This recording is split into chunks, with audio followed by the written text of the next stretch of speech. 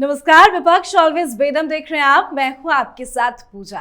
कांग्रेस का हाल आजकल वैसा हो गया है जैसे बिना पायलट का प्लेन हवा में कब क्रैश हो जाए कोई नहीं जानता। हर राज्य में कांग्रेस का हाल काफी बुरा है।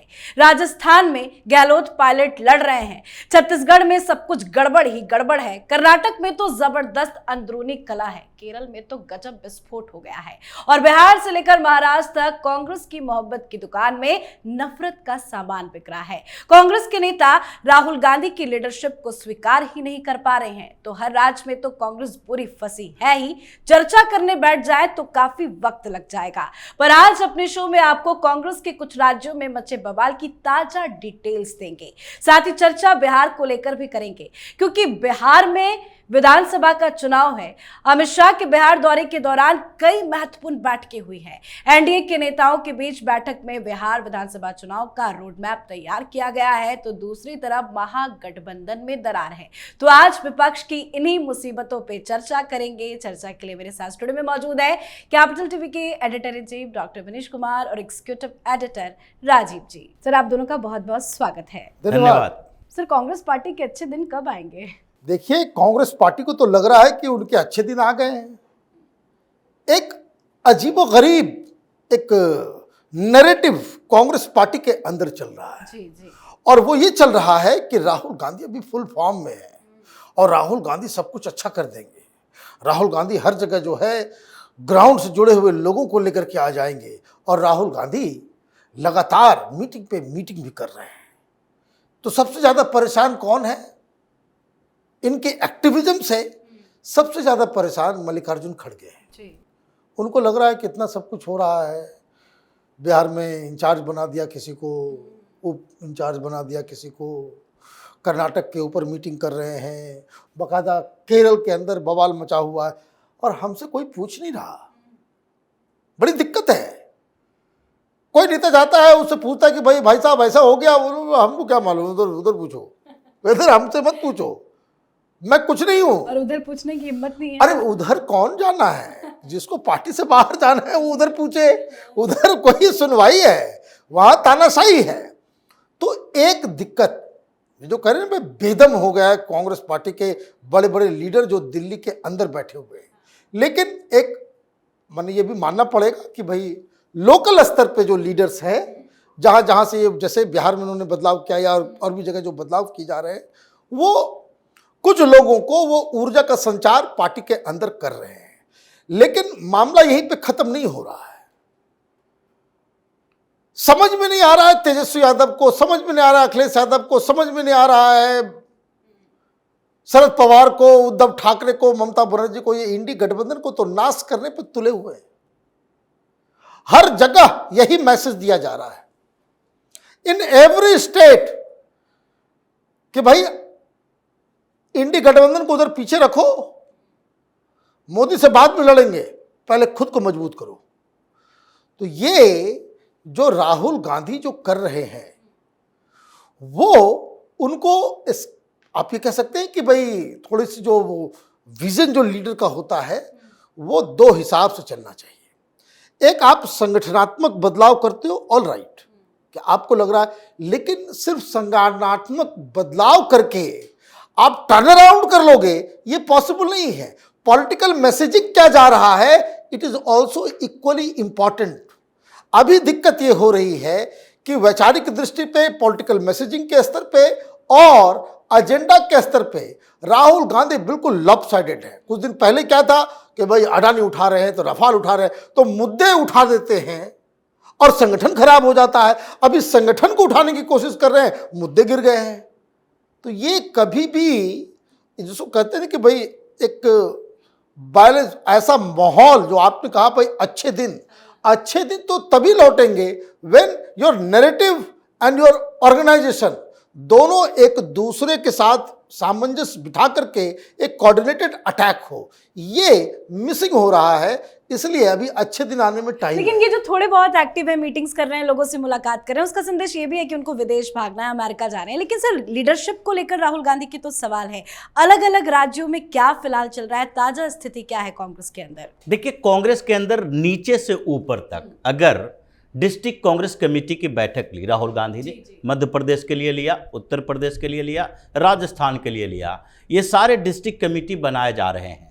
अब उत्तर प्रदेश के डिस्ट्रिक्ट कमेटी की बैठक हुई, कुछ डिस्ट्रिक्ट अध्यक्ष, जिला अध्यक्ष का नियुक्त किए गए और नियुक्ति के बाद से हर जगह पर हंगामा शुरू हो गया। अभी हरियाणा में हंगामा किया जा रहा है कि देखो भाई, पैसे लेकर अध्यक्ष बनाया जा रहा है। ये स्टेट के जो प्रभारी हैं और स्टेट के जो प्रेसिडेंट हैं, ये दोनों के मिली भगत की बात हो रही है। मतलब आपने कुछ जिला अध्यक्षों की नियुक्ति की और उसके बाद उन्हीं राज्यों में हंगामा शुरू हो गया। मध्य प्रदेश में इनका ऑर्गेनाइजेशन पूरी तरह से फेल है, लोकसभा चुनाव में भी और फिर उसके बाद विधानसभा चुनाव में भी। दोनों बार कांग्रेस पूरी तरह से कहा जा सकता है ऐतिहासिक हार हुई है मध्य प्रदेश में। तो ऐसे में फिर से ऑर्गेनाइजेशन को बढ़ाए जाने की कोशिश की जा रही है। जीतू पटवारी बार बार राहुल गांधी को कह रहे हैं कि मध्य प्रदेश के अंदर गुटबाजी को खत्म कीजिए।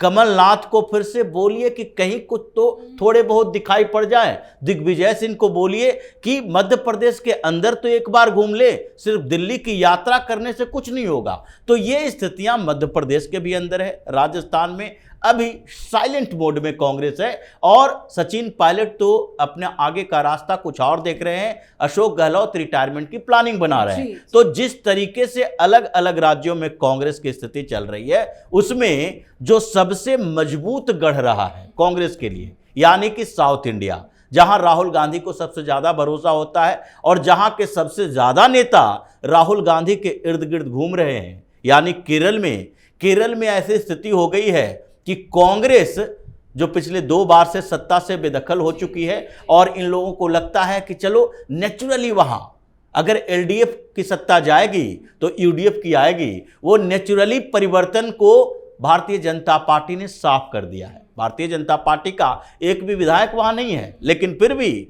अभी जो नैरेटिव क्रिएट हो रहा है, 12-13% वोट पिछले चुनाव में भी भारतीय जनता पार्टी के आए थे और इस बार राजीव चंद्रशेखर की स्ट्रेटजी जो बन रही है, ऐसा लग रहा है कि हिंदू और क्रिश्चियन दोनों को एक साथ साधने में वो लगे हैं और क्रिश्चियनिटी को वहां नकारा नहीं जा सकता।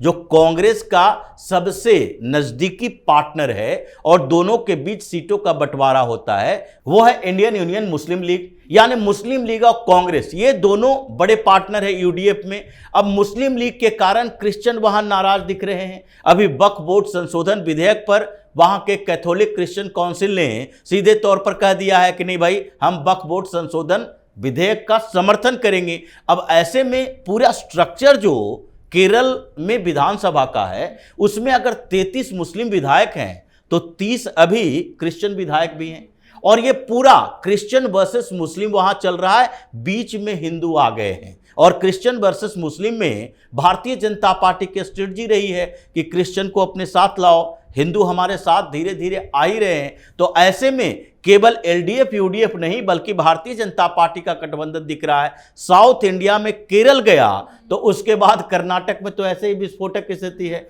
यानी कांग्रेस की स्थिति जो राहुल गांधी ने बनाकर रखी है, जो लोकसभा चुनाव में जहां कांग्रेस पहुंची थी, चाहे केरल में या महाराष्ट्र में, उससे 40% नीचे खिसक गई है और आगे आने वाले दिनों में सारे जो बड़े बड़े नेता राहुल के रवैये से नाराज हैं, वो अलग दिशा में चल रहे हैं। हो सकता है कि 2-4 महीने के अंदर वो भी मोर्चा खोल दे। बिल्कुल, बताइए, अपना गढ़ ही नहीं संभाल पा रहे हैं राहुल गांधी। सिर्फ बिहार में क्या कुछ चल रहा है? देखिए, बिहार में वही बात जो मैं कह रहा था कि वहां जो महागठबंधन है उसमें इतना ज़्यादा कन्फ्यूज़न हो गया है, इतना ज़्यादा कन्फ्यूज़न हो गया है कि सीधे मुंह ये लोग बात नहीं कर रहे हैं।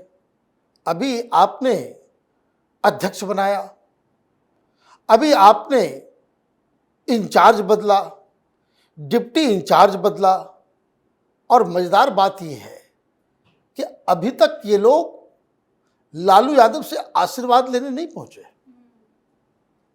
लालू यादव से आशीर्वाद लेने नहीं पहुंचे, जबकि राहुल गांधी पहले जब जाया करते थे तो लालू यादव से मिलने के लिए उनके घर, उनके हॉस्पिटल तक गए।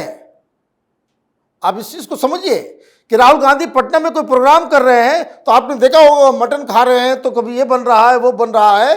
This was a clear cut norm. लेकिन अभी 2 कार्यक्रम में राहुल बिहार गए, दोनों बार राहुल गांधी ने लालू यादव और तेजस्वी यादव से मुलाकात किए बगैर वो वापस आ गए। एक बार फिर से जा रहे हैं बिहार। हाँ, फिर जा रहे हो, फिर मुलाकात नहीं होगी, जैसा वो वहां का ऐसा एटमॉस्फेयर दिख रहा है। फिर आपने इंचार्ज बनाया, सब पहले का जो अध्यक्ष था वो लालू यादव के पैर में बैठा हुआ रहता था, भाई सारी चीजें वो मैनेज कर, ये अभी तक गए नहीं, क्यों नहीं गए, ये एक बड़ा सवाल है। दूसरा, ये सारे लोग जान रहे हैं, मीडिया के सामने भी ये लोग बोल चुके हैं, सारे लोग इस चीज को, जो पॉलिटिकल सर्कल में वहां डिस्कशन है, भाई कन्हैया कुमार से क्यों यात्रा करवा रहे हो भाई, लालू यादव नाराज हैं, तेजस्वी यादव नाराज हैं, पप्पू यादव से आप बैटिंग करवा रहे हो, बयान दिलवा रहे हो, ये तो आपके ही लोग हैं। तो ये सारी चीजें जो है वो क्या बता रहा है, वो बता रहा है कि जो पिछली बार जो 70 सीटें मिली उस पर कांग्रेस कॉम्प्रोमाइज नहीं करेगी और यही ट्रिक खेला जा रहा है।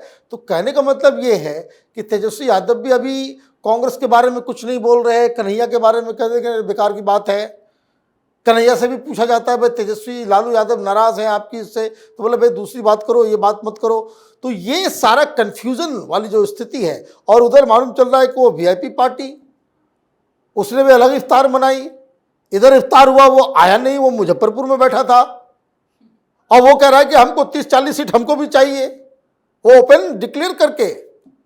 तो ये महागठबंधन अगर इस तरीके से बिखरा रहेगा तब then it is going to be a cakewalk for BJP and Nitish Kumar. बिल्कुल सर, बिहार में कन्हैया को तो एक्टिव कराया गया, लेकिन क्या इससे फायदा होगा राहुल गांधी को या नुकसान हो जाएगा? देखिए, कन्हैया कुमार अपना इमेज बना रहा है, कांग्रेस का इमेज नहीं बना रहा, और कांग्रेस के लिए कन्हैया कुमार की जरूरत नहीं है, कन्हैया को अभी कांग्रेस की जरूरत है। जिस तेजी से कन्हैया अपना कद बढ़ाने की कोशिश किया कम्युनिस्ट पार्टी से, उसे निकाला गया एक तरह से।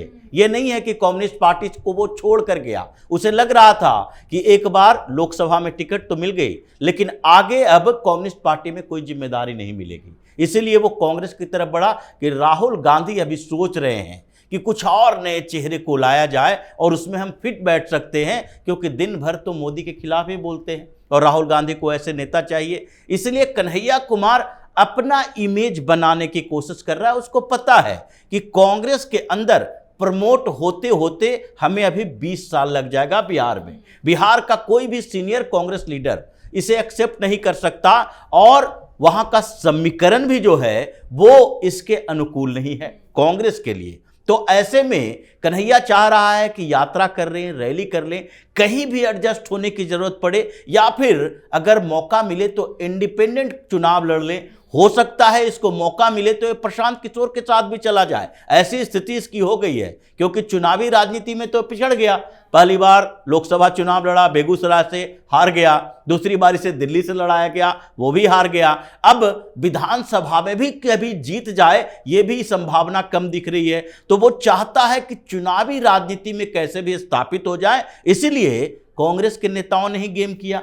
इसके जो मार पिटाई हुई अररिया में, और वहां से ये भागकर दिल्ली आई, इंपॉर्टेंट मीटिंग करने के लिए दिल्ली आया है, यही बताने आया है कि देखिए कांग्रेस पार्टी हमारी यात्रा में वो लोग मैनेज नहीं कर रहे और हमारे साथ सहयोग भी नहीं कर रहे हैं, इसलिए राहुल गांधी कुछ इंस्ट्रक्शन दे, 7 तारीख को जाने वाले थे।